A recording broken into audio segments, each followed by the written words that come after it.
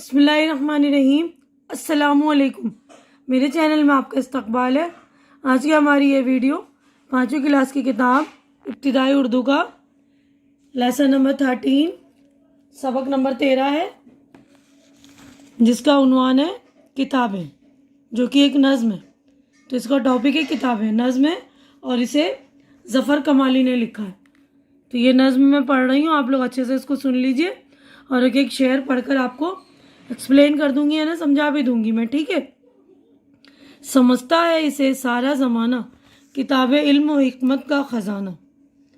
تو اس والے شعر میں شاعر کہہ رہے ہیں کتابیں وہ ہیں جن سے علم اور عقل مندی کا خزانہ چھپا ہوا ہے، اور ہر انسان اور پوری دنیا اس بات سے واقف ہے کہ جس نے کتابوں سے فائدہ اٹھایا وہ زندگی میں کامیاب رہا۔ یعنی پوری دنیا جانتی ہے نا، کتاب علم و حکمت کا خزانہ ہے، ہماری مونس و غمخوار ہے یہ، جہاد علم کی للکار ہے یہ۔ تو اس والے شعر میں شاعر کہہ رہے ہیں کہ کتابیں ہماری بہترین دوست ہیں اور ہماری اصل میں غمخوار ہیں۔ علم حاصل کرنے کا ایک بہترین طریقہ ہے، اور یہی ہماری اصل میں سچی ساتھی ہیں۔ یعنی ہم اس کو پڑھیں گے تو ہمارا دکھ درد بھی بانٹتی ہیں نا، ہمیں سمجھاتی ہیں کہ دکھ میں کس طرح رہنا چاہیے، ساتھ دیتے ہیں نا۔ کتابیں کیا ہیں؟ روحانی غذا ہیں، سکون دل کا دواؤں کی دوا ہیں۔ تو اس والے شعر میں شاعر کہہ رہا ہے کہ کتابیں روح کو تر و تازہ رکھتی ہیں، قوت بخشنے والی ہوتی ہیں۔ ہم کتابیں پڑھتے ہیں تو اس سے روح جو ہماری تازہ ہو جاتی ہے، دل کو سکون پہنچاتی ہے، اور یہ تمام دواؤں سے بھی زیادہ بہتر ہے۔ کتابوں سے ہے جس کی آشنائی، بڑی دولت جہاں میں اس نے پائی۔ شاعر کہہ رہے ہیں کہ جس نے کتابوں سے دوستی کی، جس نے کتابوں سے فائدہ اٹھایا، اس نے سب سے بڑی دولت دنیا میں کمائی ہے، کیونکہ علم سے بڑھ کر دنیا میں کوئی دولت ہے ہی نہیں، ٹھیک ہے۔ کتابوں کی رفاقت بھی عجب ہے، تعلق توڑنا ان سے غضب ہے۔ تو اس والے شعر میں شاعر کہہ رہے ہیں کہ جس نے کتابوں سے تعلق توڑ دیا، یعنی جس نے کتابوں سے ناطہ توڑ لیا، جس نے کتابوں کی دوستی کو ٹھکرا دیا، اس نے ایسا کیا جیسے اس نے اپنی زندگی کو جہنم بنا لیا، اس نے اپنے آپ کو اندھیرے میں ڈھکیل دیا۔ یعنی ان سے تعلق توڑنا بہت ہی غضب ہو جاتا ہے، نہ غضب ڈھاتا ہے۔ اب اگلے صفحے پہ دیکھیے، سکھاتی ہیں یہ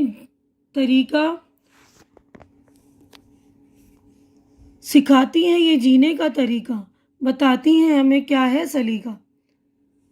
تو اس والے شعر میں شاعر کہہ رہے ہیں کتابیں انسان کو جینے کا طریقہ سکھاتی ہیں، اور یہ ہمیں زندگی جینے کا سلیقہ بھی سکھاتی کہ ہمیں کس طرح جینا چاہیے، سلیقے سے، ہے نا۔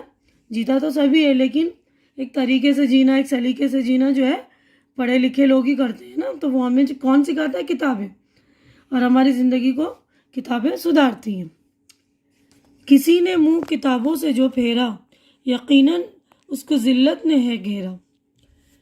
تو اس والے شعر میں شاعر کہہ رہے ہیں کہ جس نے بھی کتابوں سے منہ موڑ لیا، کتابوں سے رشتہ توڑ لیا، جس نے کتابوں کی دوستی کو ٹھکرا دیا، تو اس کو پچھتاوے کا سامنا کرنا پڑتا ہے، اور اس کو زندگی میں جو ہے رسوائیاں دیکھنی پڑتی ہیں، اور اس کو جو ہے ذلت بے عزتی گھیر لیتی ہے آ کر، ہے نا۔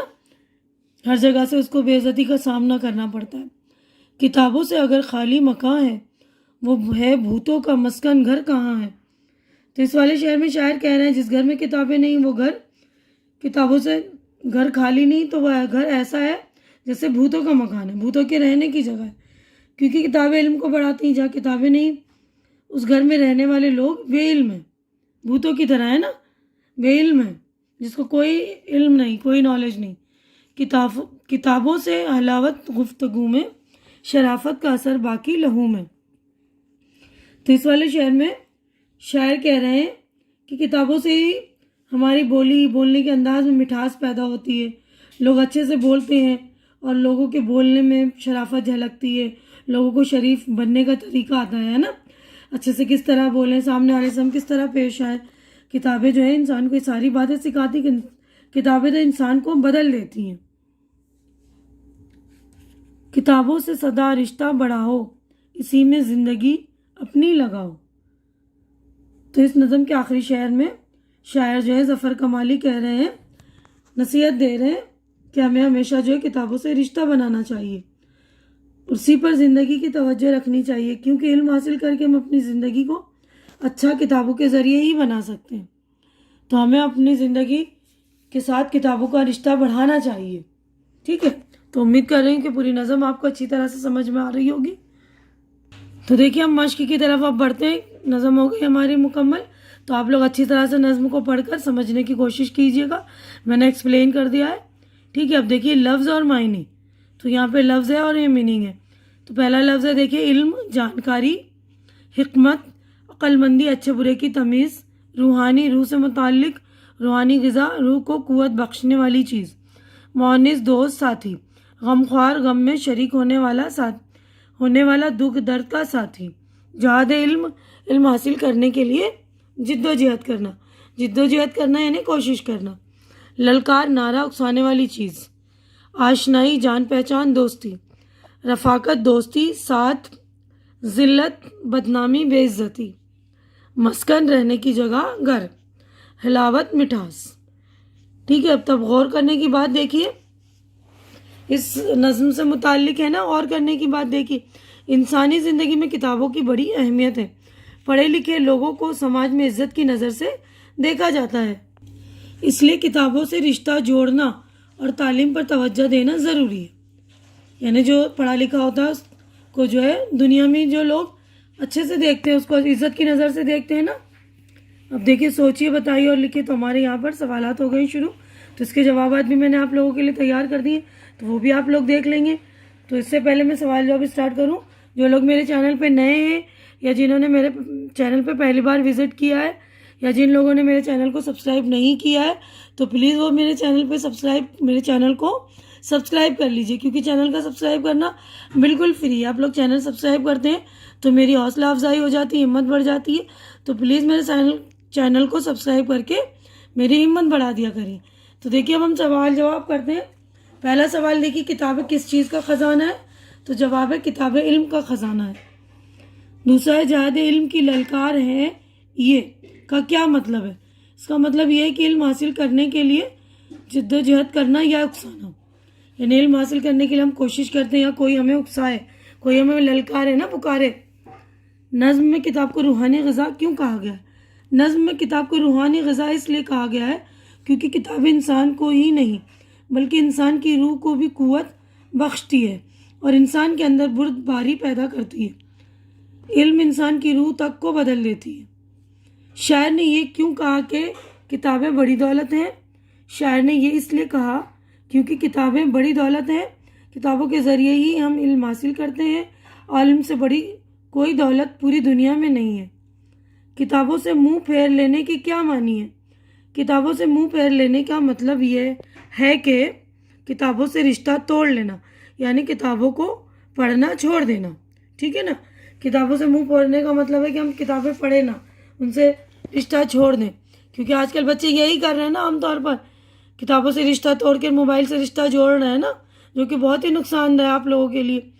موبائل بھی اتنی حد تک دیکھیے جہاں تک آپ کو فائدہ ہو، نقصان پہنچنے کا خدشہ نہ ہو۔ نقصان پہنچنے لگے تو وہ موبائل بھی آپ لوگوں کے لیے ایڈکشن بن جاتا ہے نا، لت لگ جاتی ہے، تب بہت بری بات ہے کسی بھی چیز کی لت لگانا۔ تو آج کل بچے جو ہے موبائل میں لت لگا رہے ہیں نا، کتابوں کو چھوڑ رہے ہیں، کتاب نہیں پڑھ رہے ہیں، تو پلیز آپ لوگ کتابوں پر دھیان دیجیے، کتابوں سے مت منہ موڑیے، کتابوں سے رشتہ بنائیے، اس سے دوستی کیجیے۔ اب دیکھیے اگلا کویشچن ہمارا، خالی جگہوں کو پر کیجیے۔ ہماری مؤنث و غمخوار ہے یہ، تو یہاں آئے گا غمخوار، واو بھی دیا ہوا ہے، غمخوار۔ سکون دل کا دواؤں کی دوائیں ہیں، تعلق توڑنا ان سے غضب ہے، یہاں پہ نقطہ آئے گا۔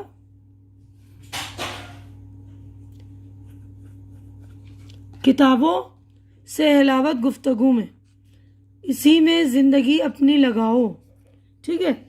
تو آپ لوگ دھیان دیجیے گا، فل ان دا بلینکس اچھے سے کریے گا۔ آپ دیکھیں یہاں پر مختلف فعلوں کی مدد سے جملے بنا کر لکھیے، تو یعنی فعل یعنی کام سے ہمیں جملے بنانے ہیں۔ یہاں پر دیا ہوا ہے بچہ، تو دیکھیے یہاں مثال، بچہ کتاب پڑھ رہا ہے، بچہ کرسی پر بیٹھا ہے، بچی کھڑی ہے، وہ پڑھ رہی ہے، دونوں بچے مل کر کتاب دیکھ رہے ہیں۔ اب اگلا ہے استانی، دیکھیے یہاں پر استانی ہے نا، یہ ٹیچر، تو اس کو بولنا استانی پڑھا رہی ہیں، استانی کھڑی ہیں، بچے پڑھ رہے ہیں، وہ پڑھ رہے ہیں اور بچے خاموشی سے سن رہے ہیں۔ اب اگلا دیکھیے، یہاں پر ہے لڑکی، لڑکی کھیل رہی ہے، وہ رسی کود رہی ہے، لڑکی کی 2 چوٹی بندھی ہے، وہ ادھر ادھر دیکھ رہی ہے، لڑکی گھاس پر کھڑی ہے، دیکھیے گھاس پر کھڑی ہو کر چل رہی ہے نا، رسی کود رہی ہے۔ تو اسی طرح آپ لوگ اور کوئی سے بھی فعل سے متعلق جملے بنا سکتے ہیں، ٹھیک ہے۔ اب اگلے پیج پر ہم چلتے ہیں۔ دیکھیے نیچے دیے ہوئے مصروں کی نثر بنائیے، نثر بنائیے نے سبق کی طرح میں لکھنی ہے، جیسے سمپل سینٹینس ہوتے ہیں نا سادہ جملے، تو اس طرح میں سادہ جملے بنانے ہیں نثر کی طرح۔ ابھی دیکھیے نظم کی یہ جو ہے مصرے ہیں ان کو ہم نے نثر بنا دیا۔ دیکھیے مثال دیا انہوں نے، سمجھتا ہے اسے سارا زمانہ، اسے سارا زمانہ سمجھتا ہے، کتابوں سے ہے جس کی آشنائی، جس کی کتابوں سے آشنائی ہے، سکھاتی ہیں یہ جینے کا طریقہ، یہ جینے کا طریقہ سکھاتی ہیں، وہ ہے بھوتوں کا مسکن، گھر کہاں ہے، وہ گھر ہے، وہ گھر کہاں ہے، وہ تو بھوتوں کا مسکن ہے، یقیناً اس کو ذلت نے ہے گھیرا، یقیناً ذلت نے ہی اس کو گھیرا ہے۔ کتابوں کی اہمیت پر یعنی کتابوں کی امپورٹنس پر 5 جملے لکھنے، تو دیکھیے لکھ دیے میں نے۔ کتابیں علم و حکمت کا خزانہ ہے، کتابیں ہماری مونس و غمخوار ہیں ہوتی ہیں، کتابوں سے جس نے تعلق جوڑ لیا اس نے دنیا کی دولت کو پا لیا، کتابیں زندگی جینے کا طریقہ اور سلیقہ سکھاتی ہیں، کتابوں سے جس نے رشتہ توڑا ایسا کتابوں سے جس نے رشتہ توڑا ایسا ہے جیسے زندگی میں جہالت کو دعوت دینا، کتابوں سے رشتہ توڑنا ایسا ہے جیسے زندگی میں جہالت کو دعوت دینا۔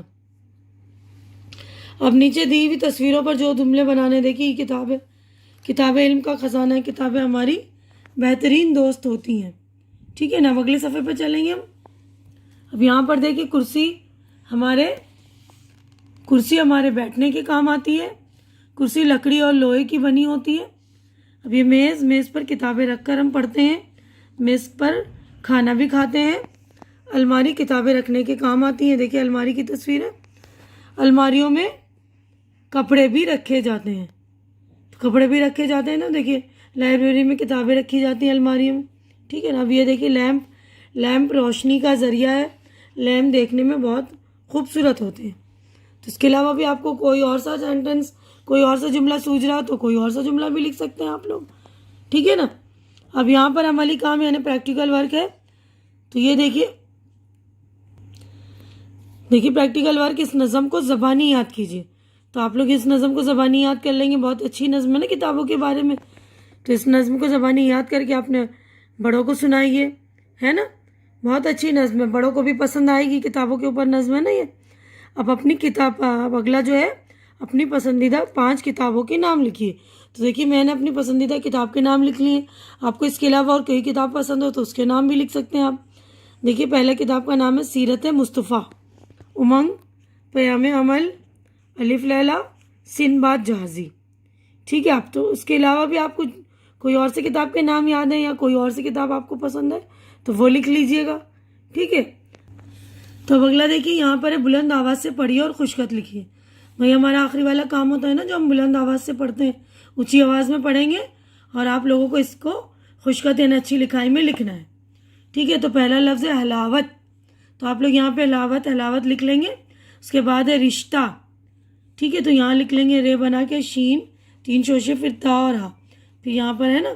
اس کے بعد ہے غضب، تو یہاں پہ آپ لوگ غضب غین زواد بے غضب لکھیں گے۔ اس کے بعد ہے رفاقت، اس کے بعد ہے آشنائی، ٹھیک ہے نا۔ تو اونچی آواز میں آپ لوگ بھی پڑھ لیں گے، پڑھنے کی بھی آپ پریکٹس کریں گے اور لکھنے کی بھی اچھی لکھائی میں لکھیں گے، ٹھیک ہے نا۔ تو یہیں پر ہماری جو ہے پوری نظم ہو گئی ہے کمپلیٹ، یہیں پر میں اپنی ویڈیو مکمل کر رہی ہوں۔ امید کر رہی ہوں تو میری ویڈیو آپ لوگوں کو اچھی لگ رہی ہوگی، اچھی لگ رہی تو اسے لائک کیجیے، زیادہ سے زیادہ شیئر کیجیے تاکہ زیادہ ضرورت مند